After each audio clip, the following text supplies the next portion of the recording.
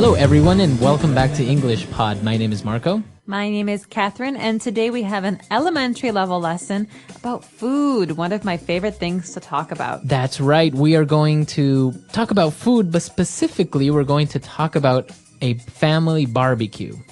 Okay, what is a family barbecue? Well, I'll just say a few words first. A barbecue is usually something that we do outside. We bring food, we play games, maybe have some drinks, and a lot of the food is grilled. So that's what we're talking about today. We're going to hear this dialogue first, and then we'll come back to talk about it.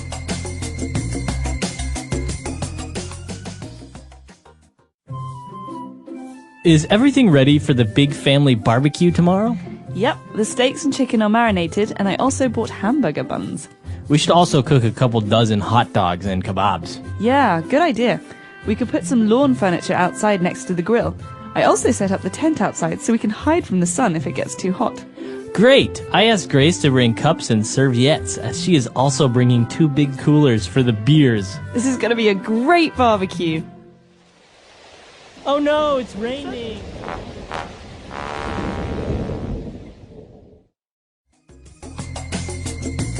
All right, we're back. So probably a couple of words you didn't really understand. So let's take a look at those now in language takeaway.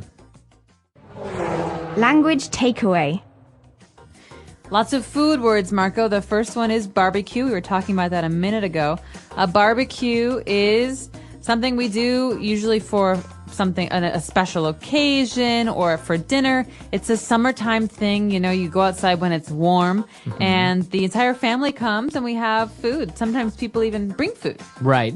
And actually, as you mentioned, it's something that you do a barbecue. You have a family barbecue, but it's also a verb to barbecue something. So to cook meat on a barbecue. So that's cooking meat, not in a stove, not with gas.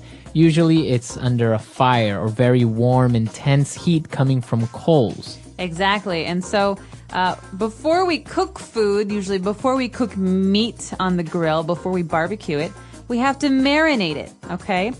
So in this situation, the steaks and the chicken are already marinated. Okay. So to marinate something which is a verb, or the steaks and chickens are marinated, which is an adjective. So basically means that you have added spices and maybe some lemon juice, different herbs or salts to the meats in order to give it flavor before you cook them. Exactly. Sometimes in Indian cooking, for example, you marinate with a yogurt sauce and you leave the meat in the refrigerator for a whole night. Exactly. So marinating or to marinate is a process to give flavor to food. Very good. All right. So we've marinated our food, our chicken, our steaks, but also we have hamburgers. So we need hamburger buns. What are buns? Okay. Buns are pieces of bread that are for special kinds of food. So you have a hamburger bun. It's a round piece of bread, and the hamburger goes on one piece and under another piece. A hot dog bun is different. It's like a piece of bread that's folded, and the hot dog goes in the middle. So bun is a special kind of bread for these kinds of foods. All right. So remember, if you want to have a hot dog, you need to buy hot dog buns. So people know already that you're talking about bread. And if you want to buy a hamburger bread, you say a hamburger bun. That's right. So hamburger buns and hot dog buns. But after we talk about having the hamburger buns, we discuss how many hot dogs we're going to cook. So the person says we should cook a couple dozen hot dogs. All right. So a dozen is 12 units of something. Right. So eggs are sold in dozens. We buy a dozen eggs. We buy 12 eggs. Okay. Or you can say half a dozen. That means 6. Half of 12. And a couple dozen is usually around 24, 25. Okay. Very good. So a dozen hot dogs, and they are also getting kebabs. What are kebabs? One of my favorite foods. Kebabs are sticks or skewers of meat. So you have a very thin stick and you put the meat on it and you put that on the grill and you cook the meat on the grill. So, yeah, those are very common. For example, in the Middle East, right? You have kebabs, sticks of meat, and also maybe some vegetables put on it, and you grill them. Exactly. Very flavorful, very tasty meat. All right. So why don't we listen to our dialogue again, and we'll come back shortly to look at some more words. Is everything ready for the big family barbecue tomorrow? Yep, the steaks and chicken are marinated, and I also bought hamburger buns. We should also cook a couple dozen hot dogs and kebabs. Yeah, good idea. We could put some lawn furniture outside next to the grill. I also set up the tent outside so we can hide from the sun if it gets too hot. Great! I asked Grace to bring cups and serviettes, as she is also bringing 2 big coolers for the beers. This is going to be a great barbecue. All right, we're back. So now why don't we go to a second part of language takeaway and take a look at 5 more words. Language takeaway. All right, the first word that we're going to look at is lawn furniture. So we're going to have lawn furniture outside. Okay, so before we even start thinking about food, we have to decide where people will sit at this barbecue. And so we have to find out how much lawn furniture we have. Furniture can be a sofa, a table, a chair. We have furniture in the house. But lawn furniture is furniture for the outside. A lawn is Right. the green grass outside your house. So it's usually not going to be made out of wood, for example, because if it rains, it might get ruined, right? So usually it's either plastic or maybe even rock or stone. or metal. Or metal. So that's what lawn furniture is. Furniture that is made to be outside in your backyard, for example, or that sits on your lawn. Exactly. And so we're going to be on the lawn furniture. We have this special thing for cooking meat outside, the grill. Okay, so we mentioned that you grill chicken or you grill steaks, but it's also a noun, a grill. So a grill, what is that? A grill is like a stove for the outside, but instead of having electricity to make the fire, we have gas or propane. And this is something that we light on fire. We use coals to keep the insides very warm.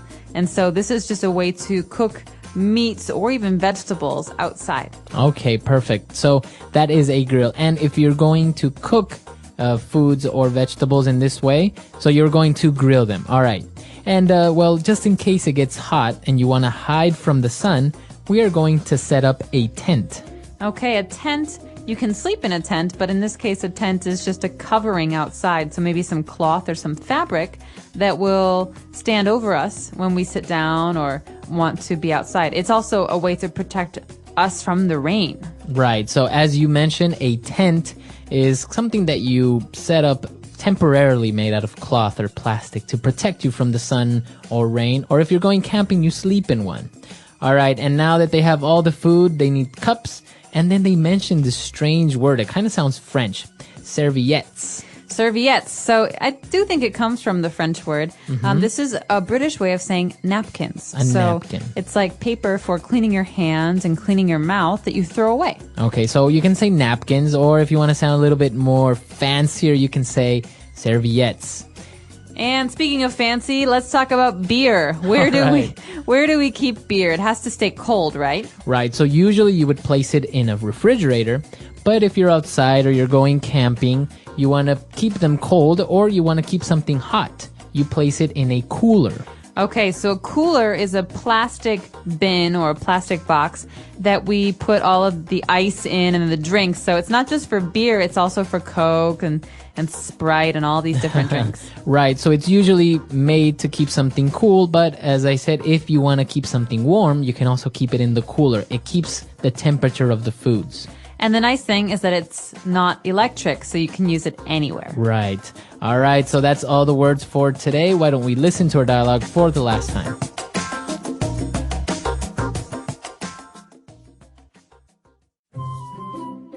Is everything ready for the big family barbecue tomorrow?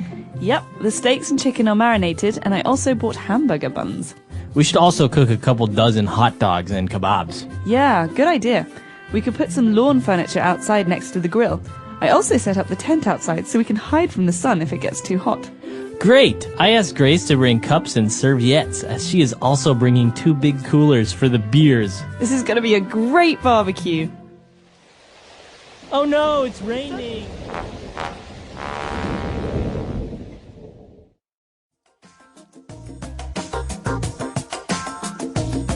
All right, we're back. So family barbecues and doing these things. Did you do these when you were young at home? Do you still like to do it? All the time. I love barbecues. It's one of my favorite ways to eat food. The nice thing about a barbecue is you get to sit outside and relax. And there's nothing better than nice, fresh grilled meat.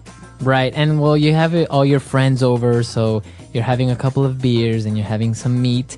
And it's actually a really nice way of just having something at home with good friends and family, right? Exactly. And some of the most important barbecues we have are in the summer near July 4th. And so people like to have July 4th barbecues where you celebrate Independence Day and sit outside and drink and have hot dogs and hamburgers and macaroni and cheese.